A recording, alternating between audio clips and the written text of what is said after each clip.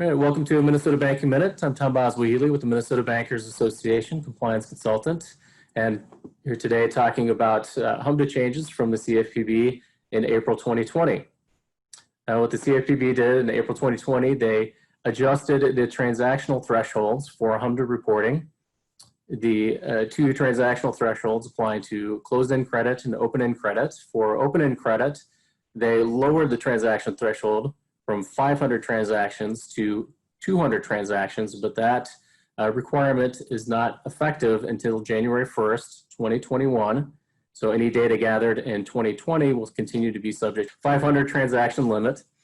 And in 2021, going forward, it'll be subject to the 200 transaction limit.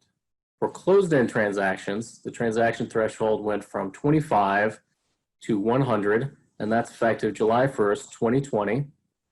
What that means is that banks that meet the 25 transaction threshold for 2020 reporting but don't exceed the 100 transaction threshold can stop collecting and reporting 2020 data for closed-end HMDA transactions.